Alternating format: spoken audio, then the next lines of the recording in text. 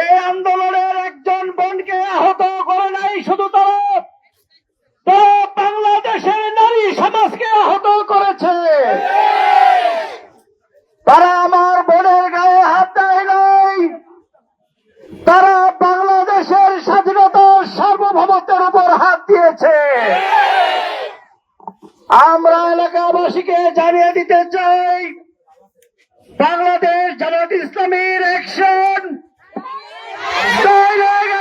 হবে। নির্বাচনের playing field তৈরি করার জন্য সরকার বদ্ধপরিকর রয়েছে।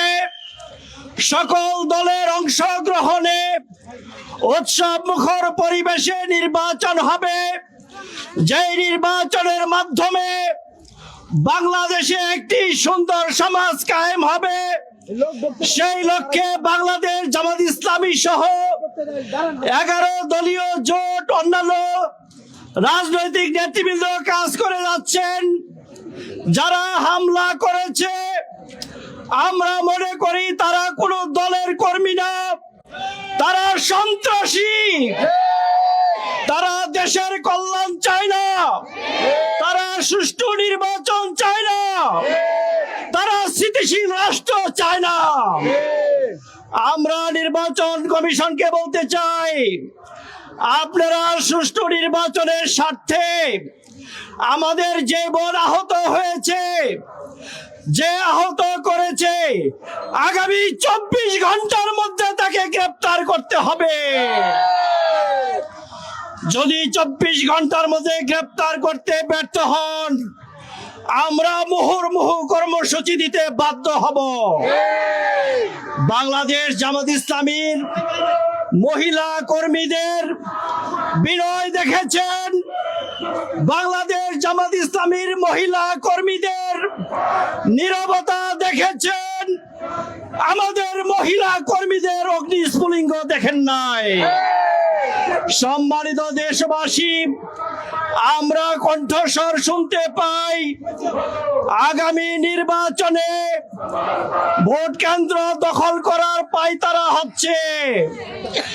আমরা শুনতে পাচ্ছি এরকম আহত করে ক্ষতি করে নির্বাচনের পরিবেশ ঘোলাটে করা হবে। আমরাও জানিয়ে দিতে চাই, বাংলাদেশ জামাত ইসলামী বাংলাদেশের জমিনে একমাত্র সুশৃঙ্খল এবং গণতান্ত্রিক সংগঠন।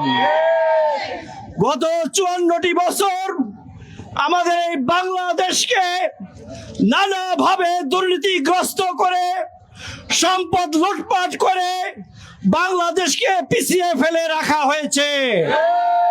আমরা চাই বাংলাদেশ জামাত ইসলামী যদি রাষ্ট্র ক্ষমতায় আসে, আপনারা সবাই যদি সহযোগিতা করেন, রাষ্ট্র গঠনের 2 বছরের মধ্যে উল্লেখযোগ্য উন্নয়ন দেখিয়ে দিব আমরা।